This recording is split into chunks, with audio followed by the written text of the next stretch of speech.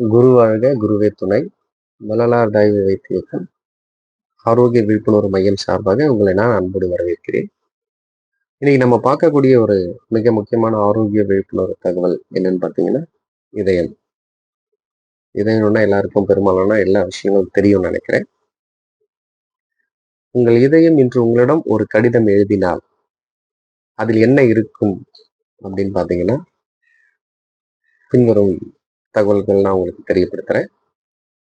உங்கள் இதயம் தினமும் அனுப்பும் 7 செய்கைகள் நீங்கள் கவனிக்கிறீர்களா?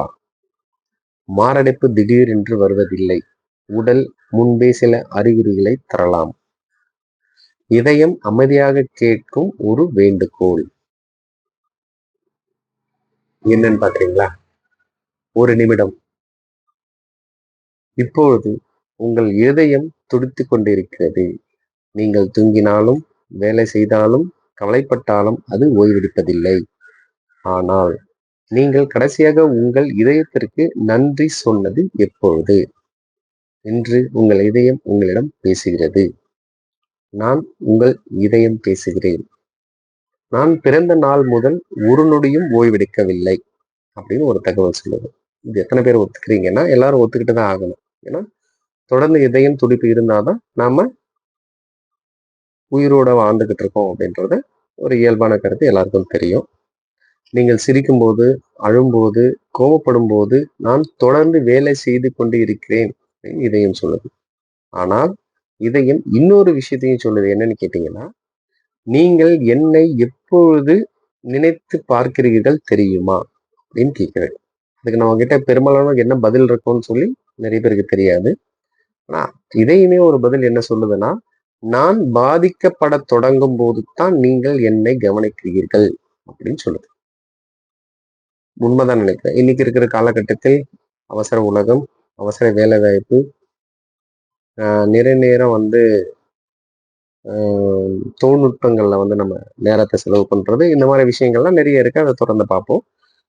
நமக்கு உடல் தரக்கூடிய இதயம் சார்ந்த எச்சரிக்கை அறிகுறிகள் என்ன அப்படின்றது ஒரு சின்னதா ஒரு சுருக்கமா ஒரு விஷயத்தை தெரியப்படுத்துறேன். சில நேரங்களில் இதய பிரச்சனைகளுடன் தொடர்புடையதாக இருக்கக்கூடிய ஒரு சில அறிகுறிகள்: நெஞ்சில் அழுத்தம் அல்லது வலி, நடக்கும்போது மூச்சு திணறுதல், உடல் அதிகமான சோர்வு ஏற்படுதல், சில பேருக்கு மயக்கம் வருதல், கை, தோல், தாடை அல்லது முதுகிற்கு பின்னாடி பரவக்கூடிய வலிகள், ஒழுங்கற்ற இதய துடிப்புகள். இந்த மாதிரி அறிகுறிகள் பல காரணங்களால வரலாம். இவை ஏற்பட்டால் அல்லது தீவிரமாக ஏதாவது இந்த சிம்டம்ஸ்கள் இருந்தா உடனடியாக தகுந்த மருத்துவரை அணுகி அதுக்குண்டான ஆலோசனையும் அதுக்குண்டான மருத்துவத்தையும் நீங்க பெற்றுக்கணும். இதையும் கேட்கும் 5 வாக்குறுதிகள். அதாவது என்னன்னா, நான் ஆரோக்கியமா செயல்படணும் அப்படின்னா நீங்க சில ப்ராமிஸை நம்ம கொடுக்கணும் அப்படின்னு சொல்லி ஒரு ரிக்வஸ்டா கேக்குதுன்னு வச்சுக்கோங்க. அந்த 5 அறிகுறிகள் என்னன்னு பாத்தீங்கன்னா, தினமும் உடலை இயக்குங்கள். அதாவது பாடியை நம்ம ஹெல்த்தியா ஆக்டிவேட் பண்ணி வச்சுக்கணும் அப்படின்னு சொல்லி சொல்லுது. அதாவது சமநிலையான உணவை தேர்வு செய்யுங்கள். ஒரு நாளைக்கு அதிகமான செரிமானம் அழுத்தம் கொண்ட ஒரு உணவுகளையோ அல்லது செரிமானமே இல்லாத சில உணவுகளை எடுக்கிறது நம்ம இதய செயல்பாட்டுக்கு ஏதுவா அமையாது அப்படின்ற மாதிரி ஒரு தகவல் இருக்கு.